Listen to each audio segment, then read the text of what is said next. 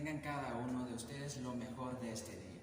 Me presento, mi nombre es Osvaldo Domingo Captiaz, estudiante de la Universidad de San Carlos de Guatemala, de la carrera de Profesorado de Enseñanza Media y técnico en Administración Educativa.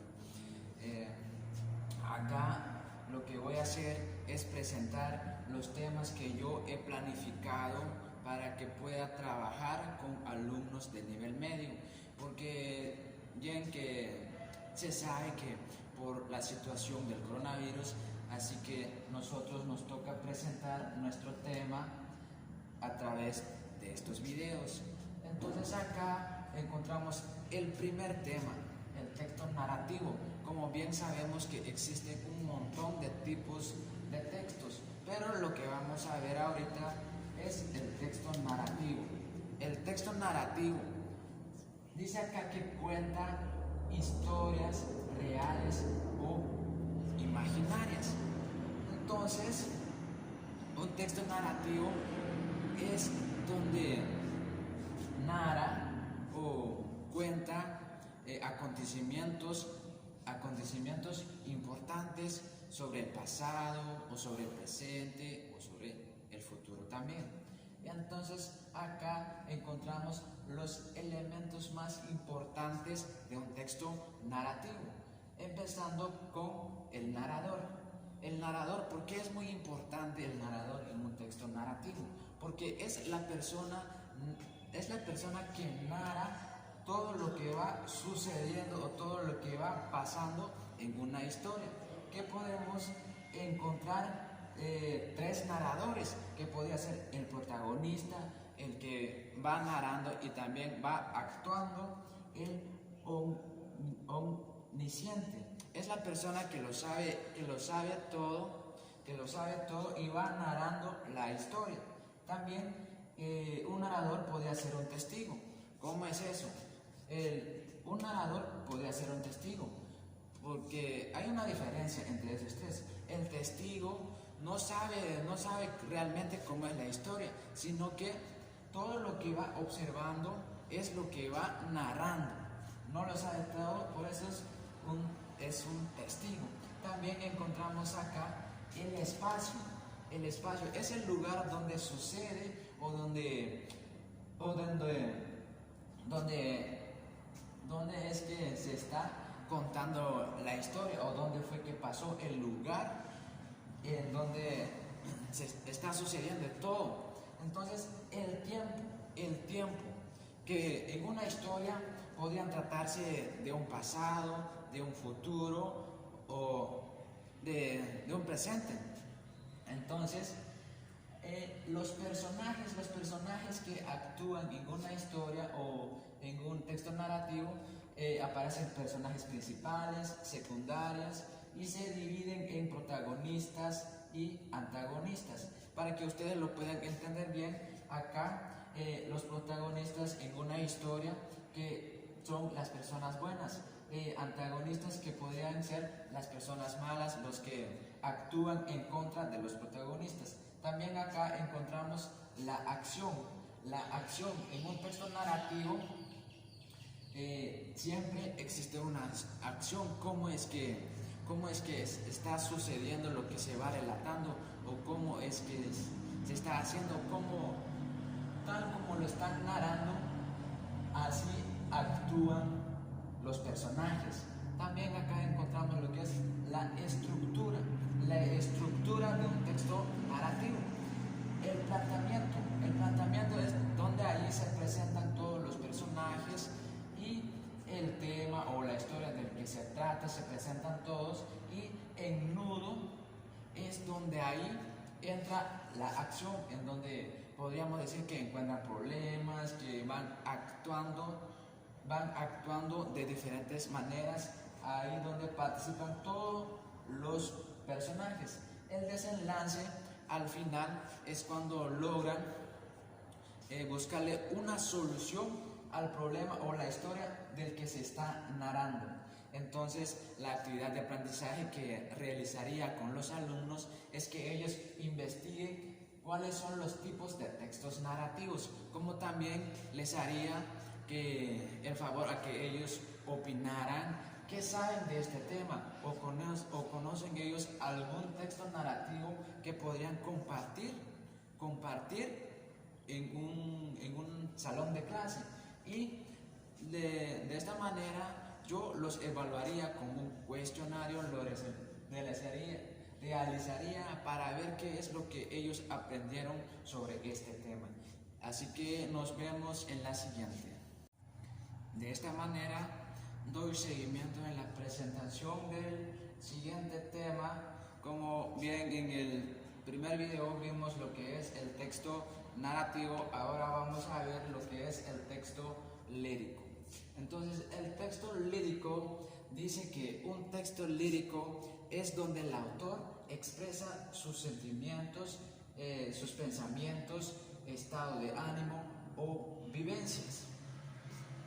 Así nosotros podemos ver que un texto lírico lo podemos ver que es expresada con buenos sentimientos, buenos pensamientos, y como también podemos ver que se encuentra en un estado de ánimo, si está triste, contento o enojado. Es la manera de expresarse una persona, pero acá el autor puede expresarse respecto a una persona. ¿Cómo es eso? A una persona el autor le puede dar belleza con unas palabras bien bonitas, así como lo puede observar o lo puede ver. También podría ser de un objeto en donde el autor puede inspirarse, puede escribir o redactar qué es lo que ve de una cosa o cómo lo ve. Entonces puede inspirarse y redactar unas palabras bien bonitas así como lo ve. Y acá de lo que estamos diciendo, cómo podrían funcionarse. Acá la función, la primera está función expresiva, como lo estamos diciendo, que el autor se expresa por medio de sus sentimientos, sus pensamientos a una cosa o a una persona. Como también podemos ver acá la función poética. Función poética es como el autor le puede dar belleza a algo con unas palabras, porque el autor se expresa, ve cómo es el objeto y empieza a describir o a redactar unas palabras bien bonitas sobre el objeto. Y acá podemos ver que los textos líricos se distinguen en dos géneros. Acá encontramos los géneros mayores: la canción, el himno, la oda, la elegía, la égloga, la sátira. Entonces estos son géneros mayores del texto lírico. Acá también encontramos los géneros menores. Está el madrigal, la epigrama, la letría. Entonces estos tipos de textos líricos lo podemos ver o podemos investigar que son inspiradas o son por el autor, en donde ahí expresa sus sentimientos. De esta manera, al evaluar y realizar una actividad de aprendizaje con los alumnos, sería que ellos comentaran o qué es lo que comprenden o cómo lo ven ellos según la opinión de ellos, cómo lo ven o cómo es. Entonces también podrían participar los alumnos respecto a este tema. Pueden comentar, pueden preguntar también si algo no les quedó claro, lo puedo explicar también. Otra vez pueden participar, así que la clase va a ser bien divertida. Entonces, en el momento de evaluar, lo que haría es que a cada alumno le daría un poema en donde ellos podrán comentar cómo es, podrán también aprender o comprender cómo es que el autor se expresa al redactar un poema, o también en estos géneros mayores o en estos géneros menores, ya que estos son textos líricos. Entonces, acá el alumno podrá comprender bien cómo es el texto lírico, cómo es o cómo podemos nosotros ver que es un texto lírico porque el autor expresa sus sentimientos, sus pensamientos y también su estado de ánimo. Así que nos vemos en la siguiente. De esta manera doy seguimiento a la presentación del siguiente tema, que es el texto persuasivo, ya que en los otros videos vimos lo que es el texto narrativo y el texto lírico. Ahora nos encontramos con el texto persuasivo. Un texto persuasivo dice acá que la tarea o el objetivo de un texto persuasivo es que logra convencer al lector. Y de ahí, ¿cómo es que convence el lector un texto persuasivo? Porque ahí se puede encontrar una lista de actividades o, digamos, las ventajas o desventajas de una cosa o de algo que se desea hacer, o que el autor desea que el lector queda bien convencido del tema que se va a estar hablando o del tema que fuera de suma importancia. Entonces, acá encontramos también la situación comunicativa. La situación comunicativa es como cómo es que el texto tiene que convencer al lector, porque un texto persuasivo tiene que estar bien estructurado y bien redactado. Entonces, la situación comunicativa, esto lo toman en cuenta para que el lector quede bien convencido dependiendo del tema del que se va a estar hablando en un texto persuasivo. También encontramos acá la función apelativa. La función apelativa es cuando pone a pensar una persona sobre el tema que se está hablando hasta que al final la persona queda bien convencido de una cosa o de un tema del que se trata en un texto persuasivo. ¿Cómo podemos conocer que los tipos o los textos persuasivos hay un montón que más adelante también podremos conocer? Y acá también encontramos la estructura de un texto persuasivo. Tiene que tener o tiene una estructura externa, una estructura interna. En la estructura externa está lo que es la presentación, la organización textual, los elementos paralingüísticos. Es la estructura externa, y acá la estructura interna. En el primero encontramos las marcas discursivas, o sea, la información más relevante que debe de conocer al lector, y también un esquema argumentativo. Un esquema argumentativo es cuando un texto defiende o, como dijimos, hace conocer cuáles son las ventajas y las desventajas del tema que se va a estar tratando en un texto persuasivo. Y lo más importante, que un texto persuasivo tiene que utilizar la adecuación, la coherencia y la cohesión, para que así el texto sea bien comprendido y que al final también logra convencer al lector. Y también, en lo último, encontramos el uso de sinónimos.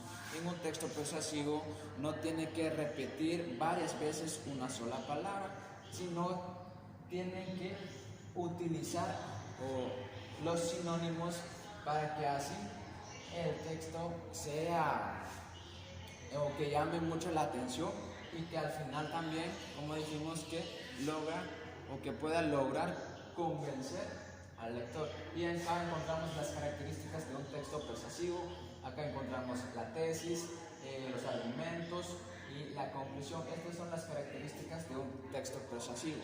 Y entonces, de esta forma, la actividad de aprendizaje que realizaría con los alumnos es que ellos Investiguen cuáles son los textos persuasivos, para que así ellos también lo puedan comprender bien, que les quede bien claro cómo es un texto persuasivo, y así les facilitará el aprendizaje, y al final de que ellos cuando tengan investigado los textos persuasivos, tienen que hacer un cuadro sinóptico en donde ellos tienen que usar lo que es la creatividad, lo tienen que hacer tal como ellos, o como también conocemos cómo es un cuadro sinóptico, ellos lo tienen que hacer su cuadro sinóptico respecto a los textos persuasivos. Y ya teniendo eso, la evaluación es que yo los evaluaría con una escala de rango, Porque así puedo ver cómo es la creatividad de cada estudiante. Así que nos vemos en la siguiente. Muy bien, en este momento vamos a ver otro tema, uno de los textos que hemos visto en los otros videos. Acá nos encontramos con los textos prescriptivos. los textos prescriptivos, que también casi son iguales con los textos que vimos en el tercer video. Entonces acá los textos prescriptivos nos dicen que ese texto es el que da una información o instrucciones o procedimientos para hacer algo, para que lo puedan entender bien. Por ejemplo, para una receta, para una comida, en preparar una comida, entonces hay una receta, entonces es uno de los textos prescriptivos porque da una información o un procedimiento a seguir para que el que lee el texto pueda hacer lo que encontró en el texto, o según la persona también del que está buscando o qué quiere hacer. Como dijimos que una receta en preparar una comida es un texto prescriptivo. Acá encontramos la clasificación de un texto prescriptivo. Tenemos acá las normativas que dicen acá, recogen órdenes o normas. Órdenes o normas, o sea que lo más importante que se desea hacer o las normas que se deben de cumplir. Acá también encontramos instructivos. Instructivos recogen instrucciones. Son las instrucciones que se da a conocer para que la persona quien está leyendo un texto, que sea un texto prescriptivo, pueda seguir las instrucciones y que al final esa persona, el que lee el texto, pueda hacer lo que está en su interés o lo que quiere hacer, pero siempre y cuando siguiendo las instrucciones o los procedimientos en realizar algo. Acá también nos encontramos con la estructura de un texto prescriptivo. Acá la meta expresa el objetivo de las normas o de las instrucciones. Entonces, esta estructura del texto prescriptivo es la meta, o sea que expresa el objetivo de las normas con las que nos encontramos acá, con las normativas y los instructivos también. Entonces, la meta expresa el objetivo de la clasificación del texto prescriptivo. También acá nos encontramos con el programa, conjunto de normas o instrucciones que se deben seguir para alcanzar la meta. Como estamos diciendo que el programa es el conjunto de normas o instrucciones que se deben seguir para alcanzar la meta. O sea que son los procedimientos que se debe de seguir para lograr hacer lo que una persona quiere hacer, o lo que está en su interés. Como dijimos que en preparar una comida, entonces tiene que seguir con las instrucciones o las recetas para que al final le salga bien lo que desea hacer esa persona. Y acá también encontramos la función del texto prescriptivo. Acá, función apelativa, lenguaje para influir en la conducta del receptor. Entonces debe ser muy entendible todas las instrucciones que se puede encontrar en un texto prescriptivo. También acá encontramos la función representativa, aporta información para llevar a cabo la acción prescrita. Todo lo que está escrito, la persona debe de seguir esos pasos para que al final pueda lograr en hacer lo que quiere hacer, seguir las instrucciones o los procedimientos que se deben de hacer. Entonces acá la actividad de aprendizaje que realizaría con los alumnos es que ellos también investiguen cuáles son los textos prescriptivos, para que así ellos también puedan entender y comprender cuáles son los textos prescriptivos. Ya teniendo esto, ellos también podrán hacer su cuadro sinóptico, en donde ellos tienen que utilizar su creatividad para que sea bien entendido y comprendido, y a ellos también se les facilita el aprendizaje. Y con la evaluación también voy a evaluar con una escala de rango, para que así puedo ver qué capaces o cuáles son las capacidades que tiene un alumno en hacer su tarea, lo que yo voy a estar dejando a ellos. Así que nos vemos en la siguiente.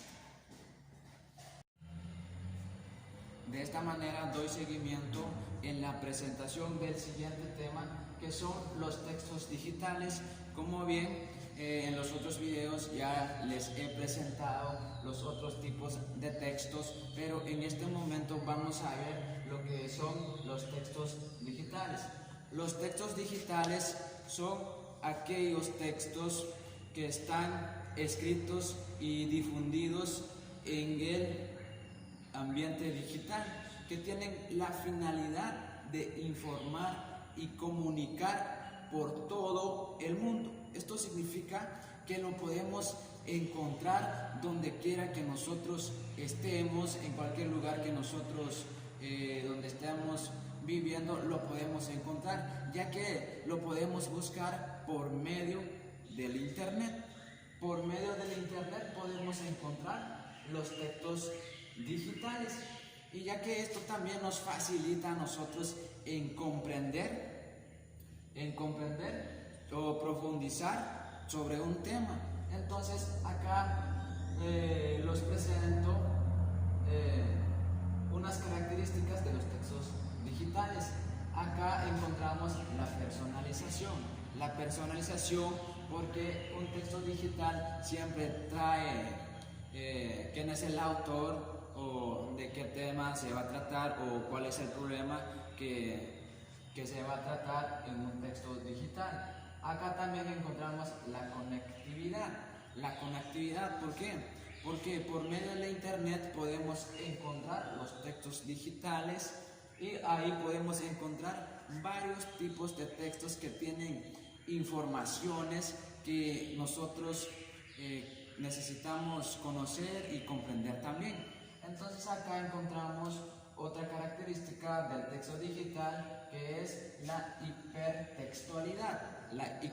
hipertextualidad. Ya que cuando encontramos un libro o un texto por medio del internet, siempre viene o siempre nos lleva a otro texto, ya que un tema siempre tiene subtemas o temas que van relacionados con el tema principal.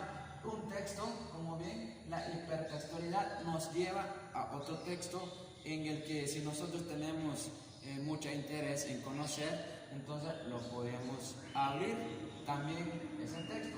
Acá encontramos la interactividad y socialización. En la interactividad y socialización, ya que los textos digitales lo podemos encontrar en las redes sociales y lo podemos compartir con otras personas. Podemos socializarnos con otras personas por medio del internet compartiendo los textos que son de suma importancia o de temas son muy importantes que se debe de conocer. Acá también encontramos la multimedia, ya que un texto digital siempre viene con imágenes, videos o stickers o con todos los ejemplos para que el texto sea bien comprendido por medio de los lectores o los visitantes en el sitio web. Y acá también encontramos la actualización constante. La actualización constante es que los textos digitales siempre se renuevan la información, ya que un texto digital que lleva tanto tiempo ahí publicado hace tiempo, entonces siempre necesita una actualización constante para que corrijan y renueven la información. Y acá encontramos la última característica de los textos digitales, que es el Zeus. Zeus está escrito en inglés o abreviado en inglés, que en español significa el posicionamiento en buscadores u optimización de motores de búsqueda. Entonces eso quiere decir que es cuando utilizan varias técnicas y formas para investigar o para buscar los textos digitales y que nos facilitan para que nosotros podamos buscar y encontrar también. Entonces acá la actividad de aprendizaje que realizaría con los alumnos es que ellos compartan sus ideas, participan sobre las ventajas y las desventajas de los textos digitales. Como por ejemplo, una ventaja de los textos digitales sería que a nosotros nos facilita en buscar más información y profundizar un tema. Y la desventaja es que sería que cuando queremos buscar necesitamos internet, y eso sería una ventaja porque gastamos tanto en internet. Y acá en la forma que yo evaluaría a los alumnos es que ellos realicen un cuadro comparativo en donde tiene que contener las ventajas y desventajas de los textos digitales. Así que nos vemos en los siguientes videos. Bien, en este momento les voy a presentar uno de los tipos de los textos que ya les he presentado en los otros videos.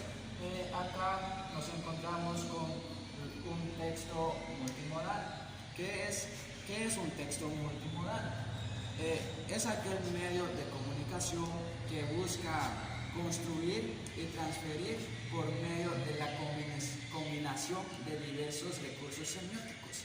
Tiene la finalidad de crear o aclarar un significado o mensaje que un individuo desea transmitir. Cuando hablamos de recursos o sistemas semióticos, nos referimos a un conjunto de elementos que nos permiten establecer una comunicación y poder interpretar el mensaje que se está entregando con otros o con el mundo entero. Entonces acá vemos los sistemas semióticos que tienen un texto multimodal, ya que tiene la finalidad, como dijimos, de aclarar un significado de un mensaje que se desea transmitir. Entonces en uno de los sistemas semióticos encontramos el lingüístico. Es cuando comprende aspectos con el vocabulario, con la gramática de la lengua oral y escrita. Entonces es cuando un texto está bien escrito, utilizando la gramática, también la lengua oral o escrita. Y acá encontramos otro sistema semiótico que es el audio. El audio como dijimos, que un texto multimodal puede transmitir la información con uno de estos elementos. Entonces el audio es cuando le ponen sonido o ponen a contar o explicar un tema por medio del audio. Y también encontramos un elemento más que es el espacial, que es el lugar o la dirección en donde en donde se publicó la información o el lugar donde salió el mensaje. Y acá también encontramos con gestual. Uno de los elementos del texto multimodal es que cuando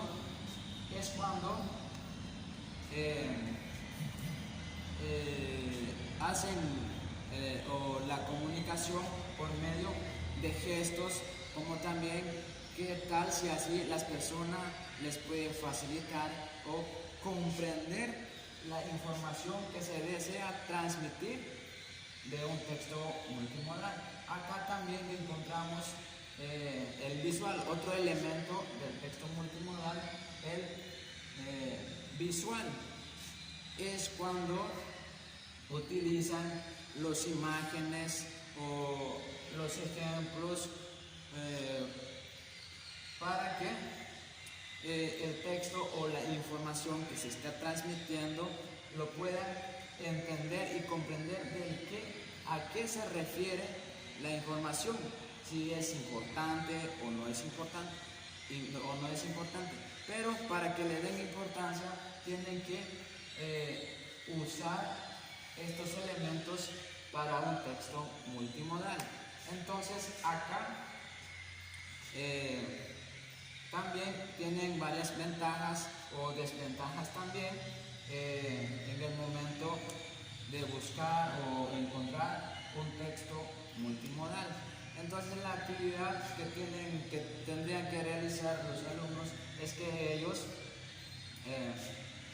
opinen y participen en la clase para que ellos también puedan desarrollarse del tema de lo que estamos tratando acá. Y acá en la forma en que yo los evaluaría es que ellos realicen un cuadro comparativo en donde debe contener las ventajas y las desventajas de un texto multimodal.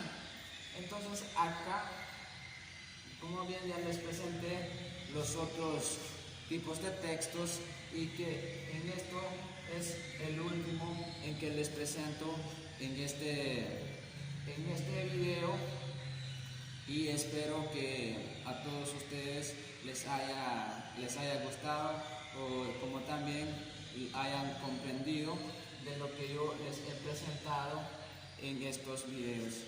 Así que nos vemos en los siguientes videos.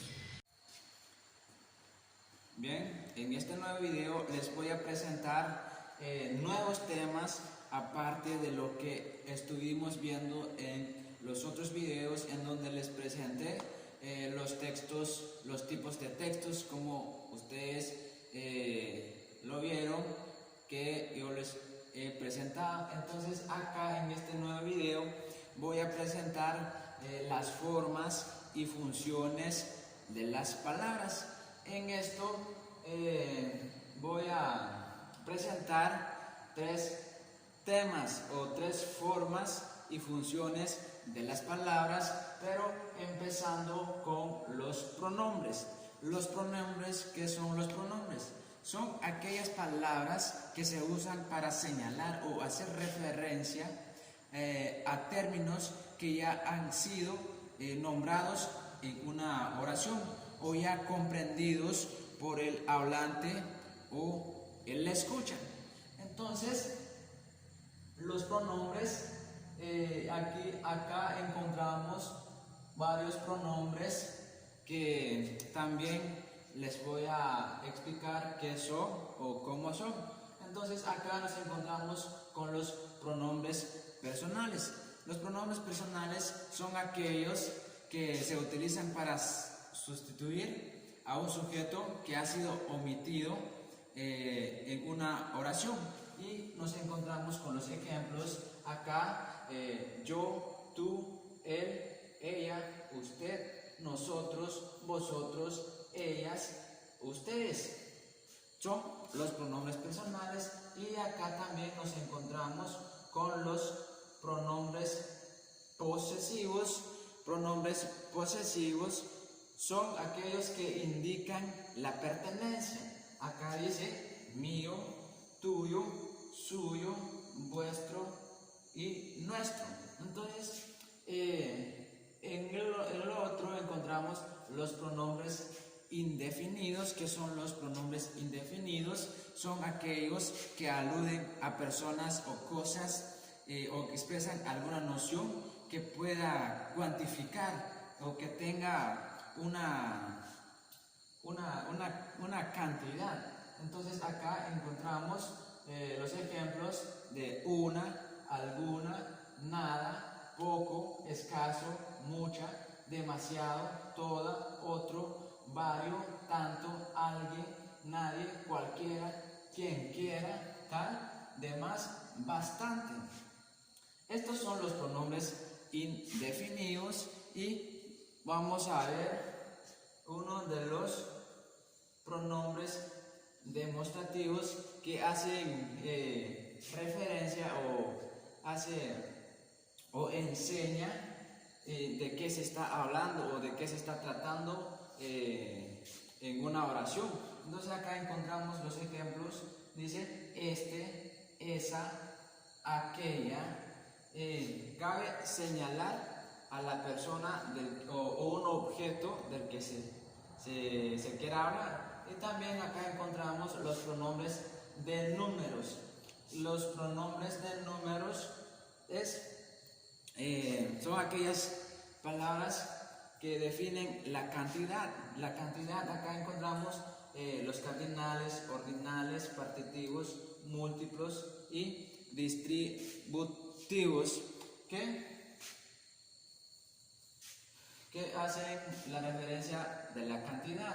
Y acá también nos encontramos con los pronombres relativos. ¿Qué son los pronombres relativos? Son aquellas palabras que relacionan dos partes de la oración. El segundo enunciado, en el segundo que el enunciado califica. Entonces acá encontramos los ejemplos que, el que, quién, quiénes, el cual, cuyo, dónde.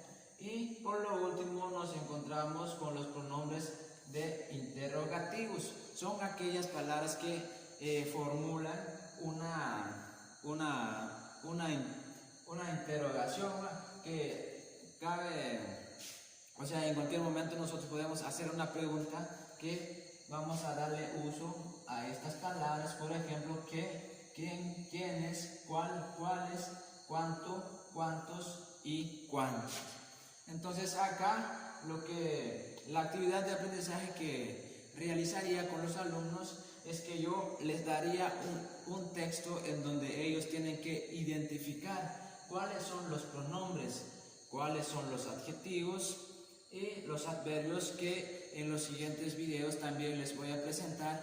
Estas son formas y funciones de las palabras que en los otros videos les voy a presentar. Entonces, de todo esto, estos tres temas y los otros dos que les voy a presentar, que lo evaluaría con una mapa mental. Por supuesto que los alumnos tienen que usar la creatividad en cuanto a la realización de un mapa mental. Así que nos vemos en los siguientes videos. Esta es la segunda parte del video en el que empecé a presentar las formas y las funciones de las palabras. En el otro video presenté los pronombres. En este momento voy a presentar los adjetivos. ¿Qué son los adjetivos?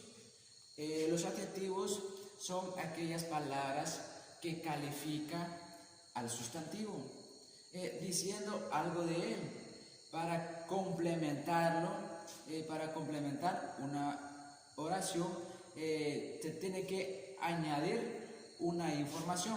Por ejemplo, cuando hablamos de un niño, sin decir nada más al respecto, cómo es el niño, no lo explicamos o no decimos cómo lo vemos o cómo es él.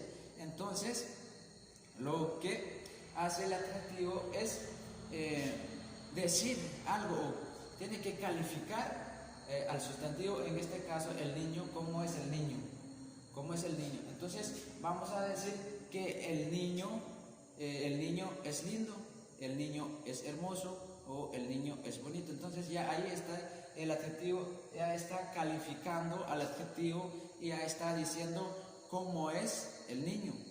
Ya añadió algo, una palabra al sustantivo porque está diciendo que el niño es bonito. Entonces acá también, como vemos acá, y me disculpo que en unos colores no se notan bien las letras, pero también voy a estar diciendo qué palabras son estas. Entonces, como acá encontramos los tipos de adjetivos, que en el primero encontramos los adjetivos explicativos, como estábamos diciendo que un adjetivo explicativo tiene que explicar cómo ve una cosa, tiene que explicar cómo lo ve o cómo es. Vamos a dar un ejemplo, que cuando vamos a ver a una mujer que está pasando, vamos a decir que la mujer es flaca, está explicando cómo es la persona o cómo es la mujer. La mujer es flaca, o también podría ser la mujer es chaparra, o la mujer es alta. Entonces esa es la tarea del adjetivo, calificar al sustantivo, tiene que añadir algo para que la oración esté bien entendida o comprendida por parte de los que van a estar oyendo, escuchando de lo que se va a estar hablando. Entonces acá también encontramos los adjetivos especificativos, son los que facilitan en la comprensión de una oración o de qué se está hablando. Y acá encontramos los adjetivos demostrativos, son los que señalan qué tan lejos o cerca está el objetivo del que se está hablando, como podría ser aquí a mi lado o allá al lado de él. Está diciendo dónde se encuentra, te está señalando el lugar, si está cerca o lejos. Entonces acá también encontramos los adjetivos de atribución, los adjetivos posesivos, los adjetivos de complemento, los adjetivos cuantificadores, los adjetivos indefinidos y los adjetivos exclamativos, los adjetivos interrogativos. Entonces, que el adjetivo o todos estos tipos de adjetivos tienen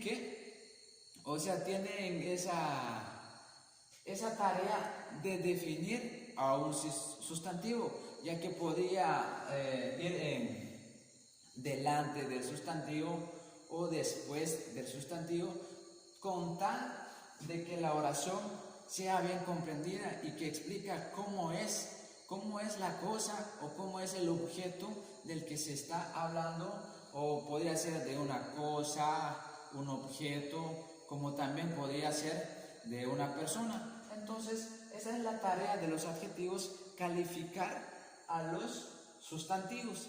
Entonces ya que en el primer video mencioné que son tres tipos o formas o funciones de las palabras, que lo evaluaré de la misma manera en el que mencioné en el video de los pronombres, como también acá evaluaré de la misma manera, y la actividad de aprendizaje son las mismas actividades que realizaría con estos temas, que también son formas y funciones de las palabras. Nos vemos en la siguiente. Esta es la tercera parte de la presentación de las formas y funciones de las palabras. Como en los otros videos presenté también los pronombres, los adjetivos, y por lo último tengo los adverbios. Los adverbios, se preguntarán ustedes, ¿qué serán los adverbios? Déjame decirles que los adverbios es un tipo de palabra invariable que tiene por función modificar a distintas formas a un verbo. Modifica a un verbo o también a un adjetivo, como también podría modificar a un adverbio. Entonces, el adverbio es un término que se varía porque además que un adverbio no tiene género ni número, por lo tanto se puede afirmar que el adverbio posee dos características, como bien ya mencionamos, que son modificadores y son palabras invariables, Entonces acá se logra ver que los tipos de adverbios según su significado, y me disculpan que en los colores, en los papeles de color café no se ve bien las letras, pero igual voy a estar mencionando cada palabra que se encuentra en los colores cafés. Entonces acá encontramos los adverbios de tiempo. Los adverbios de tiempo, encontramos unos ejemplos de luego, ahora, antes, después, ayer, hoy, mañana, entonces, tarde, en pronto, que está definiendo el tiempo. Y acá también encontramos los adverbios del lugar. Los adverbios del lugar definen el lugar en donde se define o se está formulando una oración. Siempre define el lugar que se está cerca. Acá también encontramos los ejemplos: cerca, lejos, aquí, allí, allá, ahí, arriba, abajo, fuera, dentro, alrededor. Y acá también encontramos los adverbios de modo, los ejemplos: bien, mal, así, despacio, deprisa, gratis. Y la mayoría de los compuestos dice que terminan en mente, como podríamos decir que un ejemplo: rápidamente o lentamente. Y aquí está diciendo el modo en que va, si está mal o va deprisa. Y acá encontramos los adverbios de cantidad o grado que definen la cantidad. Entonces los ejemplos encontramos acá: más, menos, poco, bastante, mucho, muy, demasiado, apenas, casi, medio, nada o algo. Y acá también encontramos los adverbios de afirmación, ya que afirman, y con los ejemplos de acá: sí, claro, ciertamente, también, desde luego, por supuesto, en efecto. Y como también encontramos los adverbios de duda, están los ejemplos: tal vez, quizá, acaso, probablemente, que estos adverbios cuando nos tienen en duda al formular una oración o poner en duda al que está oyendo o escuchando la oración. Y por lo último encontramos los adverbios de negación. Es cuando niega en una oración, ya que está formulada, niegan de algo, de algo que se está explicando en una oración. Entonces encontramos los ejemplos acá: el no, nunca, jamás, tampoco.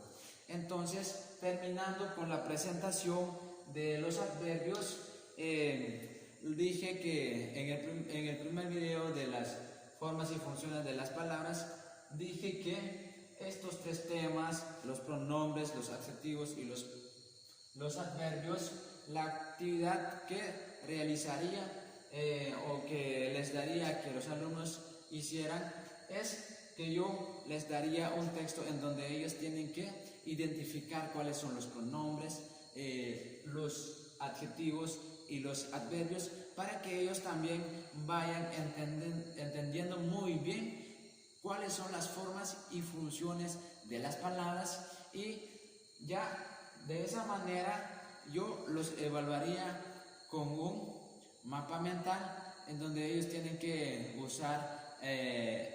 utilizar la creatividad y el orden también para que en el momento de evaluar yo puedo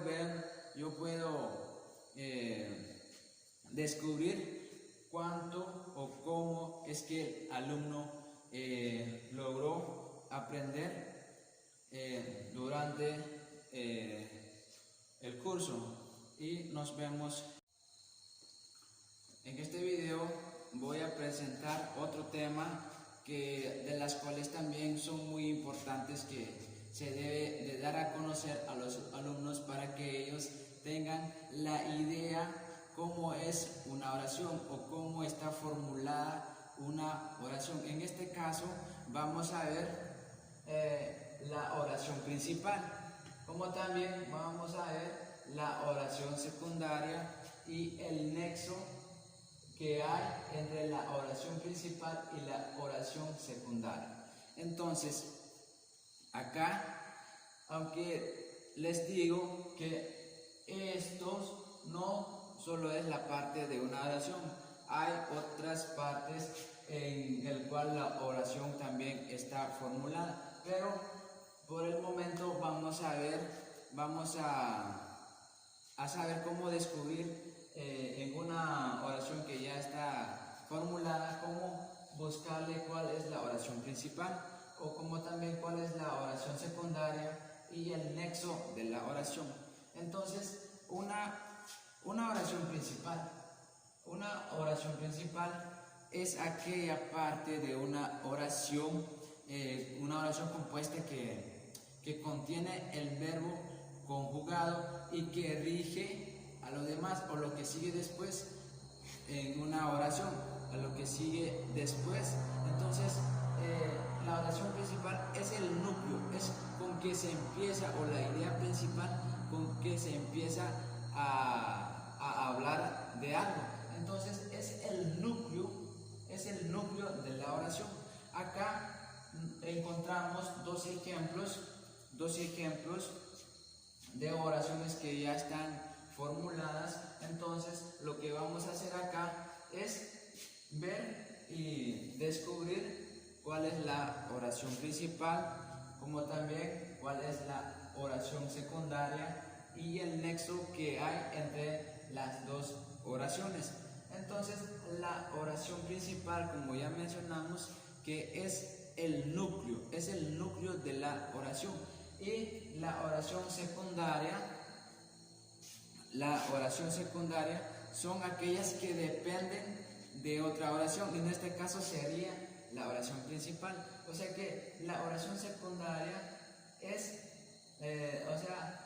dependiendo de la oración, cómo está la oración principal, ya que la oración secundaria da el seguimiento o profundiza la oración ya formulada. Entonces vamos a ver acá tenemos dos ejemplos en la cual podemos identificar cuál es la oración principal, la oración secundaria y el nexo. Entonces, el primer ejemplo está: la gente quiere que ella sea la elegida. En este caso, la oración principal sería la gente quiere. Esta sería la oración principal. Y en el siguiente ejemplo dice: yo compré flores y mi amiga compró fruta. Entonces acá tendríamos la oración principal: yo compré flores. Y en la oración secundaria, que es la misma oración, el mismo ejemplo, para que ustedes lo puedan comprender bien. Entonces acá dice: la gente quiere que ella sea la elegida. Ya en este caso, esta parte de la oración, que es la secundaria, da seguimiento a la oración principal. Acá está diciendo que la gente quiere que, en este caso la oración secundaria sería: ella sea la elegida. Esta parte sería la oración secundaria, y En el segundo ejemplo dice, yo compré flores y mi amiga compró fruta. Acá la oración secundaria sería, mi amiga compró fruta. Y vamos a ver el nexo que hay entre las dos oraciones. El nexo siempre separa la oración principal con la secundaria, como acá. La gente quiere que ella sea la elegida. En este caso, el nexo sería que, porque está separando la oración principal con la oración secundaria. Y como también en el segundo ejemplo dice, yo compré flores y mi amiga compró fruta. En este caso, el nexo sería y, porque separó la oración principal con la oración secundaria. Entonces, ya explicando o terminando de explicar con los alumnos, la actividad que yo realizaría con ellos es que ellos les pediría a que participen, a que me ayuden a formular otras oraciones para que así a ellos también se les facilitaría en comprender o en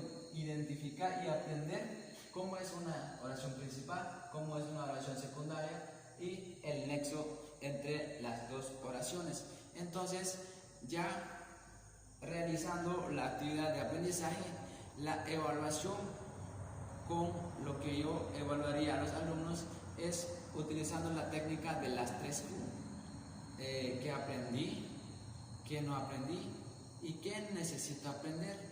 Y así puedo descubrir cuáles son las debilidades o cuáles son o lo que no aprendió el alumno. ¿Qué es lo que no aprendió el alumno acerca de este tema? Así que acá finalizo con la presentación de los 10 temas que yo he planificado para el curso de la práctica. Muchas gracias.